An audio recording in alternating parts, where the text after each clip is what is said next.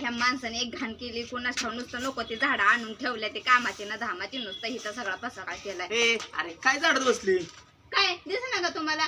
आणि काय सगळा पुण्याचा पसरा काढलाय सगळा? अहो नीट केलं सगळं, तुम्हाला दिसत नाही का? एवढं केलेलं कौतिकच नाही, किती घाण झालं होतं इथं.